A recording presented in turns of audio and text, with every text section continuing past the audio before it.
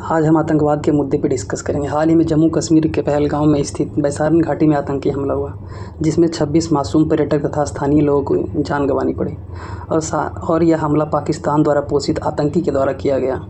पाकिस्तान में स्थित लश्कर तैयबा के द्वारा, जिसका प्रमुख हाफिज़ सईद है, जिसने भारत के कई हमलों में अंजाम है उसका।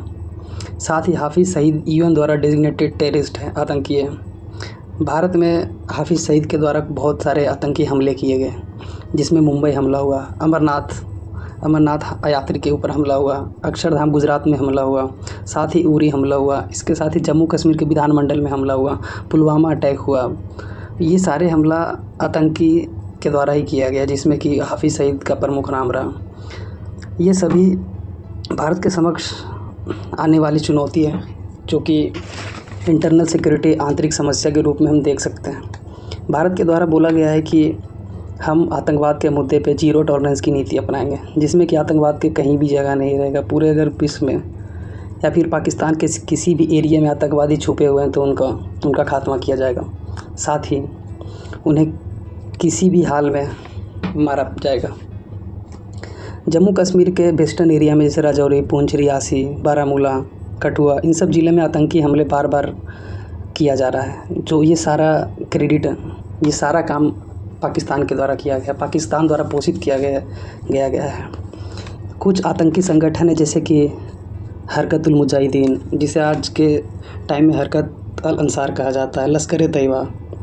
साथ ही साथ पूरे जम्मू कश्मीर इसकी चपेट में है।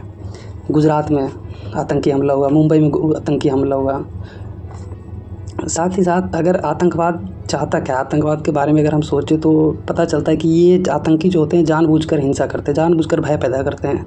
देश में चल रही कानून व्यवस्था के बारे में, देश में चल रहे कानून नियम, उसके विपरीत जाकर ये लोग कार्य करते हैं, जिससे कि लोगों में अफरा तफरी का माहौल हो और लोगों के बीच संतुलन खो बैठे, जिससे कि किसी भी देश में आतंकी हमला किया जा सकता है। आतंकी से अगर एक बात से हम देखें तो ये होता है कि इसमें जैसे आज के टाइम में जम्मू कश्मीर में अगर आतंकी हमला हो रहा है तो वहाँ पे लोग एक पर्यटक के दृष्टि से जाते थे घूमने। लेकिन अभी क्या होगा, जिस हमले के बाद से लोग पर्यटन कम हो जाएगा वहाँ पे जाने के, जिससे लोग की अर्थव्यवस्था में सारी चीज़ों में नुकसान होगा। और ये इसी का फ़ायदा उठाकर आतंकी लोग उन्हें बरगलाते हैं और समझाते हैं कि सरकार तुम्हारे लिए कुछ कार्य नहीं कर रही है, सरकार तुम्हारे तरफ देख भी नहीं रही है, विकास के कार्य नहीं कर रहे हैं। साथ ही साथ इसमें जैसे अगर आज जम्मू कश्मीर में आतंकी हमला हुआ तो वहाँ पे साथ ही साथ नेटवर्क इशू आता है। जैसे कि अगर नेटवर्क बंद कर दिया जाए, डेटा के बारे में कुछ नहीं करें, तो उन्हें मेन स्ट्रीम से लोग हटाने का कार्य करते हैं और इसी का फ़ायदा उठाकर आतंकवादी हमला करवाते हैं लोग। इसी का फ़ायदा उठा के सरकार के विरुद्ध कार्य करते हैं। ये सारा चीज़ जो होता है आतंकी हमला है।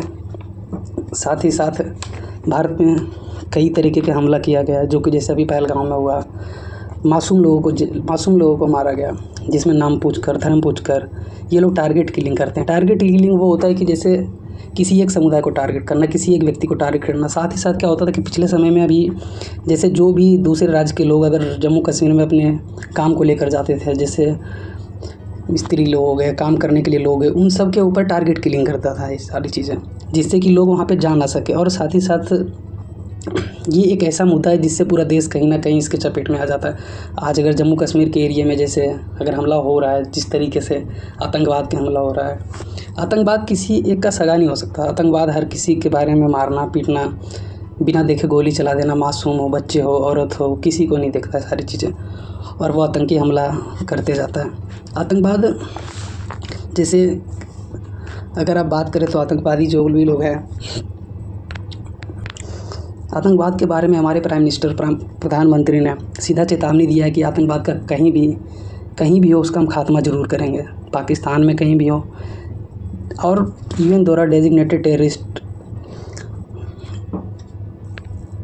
ओसामा बिन लादेन, जो कि पाकिस्तान का बेटा बाद में मिला, जो कि यूएन द्वारा अमेरिका में 9/11 की घटना का जिम्मेदार है। साथ ही साथ ये एक आतंकवाद एक ऐसा मुद्दा है जो भी यूपीएससी की तैयारी लोग कर रहे हैं, जिनका जीएस पेपर 3 में इंटरनल सिक्योरिटी के मामले में उनसे क्वेश्चंस आने की संभावना है, जिसमें कि आतंकवाद के ऊपर, इंटरनल सिक्योरिटी के ऊपर, जैसे अंतर्राष्ट्रीय समस्या के ऊपर, ये आंतरिक सुरक्षा के ऊपर इस पे क्वेश्चन आने वाली है। और कहीं ना कहीं आतंकवाद, जैसे अगर आज पाकिस्तान के साथ आतंकवाद चल रहा है तो पाकिस्तान के साथ हमारा रिलेशन भी ख़राब होता है। अगर वही वो आतंकी नहीं भेजता तो आज हमारा उसके साथ रिलेशन भी सही होता है। लेकिन हमारे द्वारा बार बार ये कोशिश किया गया कि रिलेशन सही कर दे, रिलेशन उसके साथ सही कर दे, लेकिन फिर भी पाकिस्तान अपने पीछे नहीं हटा और आतंक को हमेशा वो पनाह देते रहा, जिसका आज ये अंजाम है कि आज हमारे पाकिस्तान और भारत के बीच इतनी सारी समस्याएं आ रही है।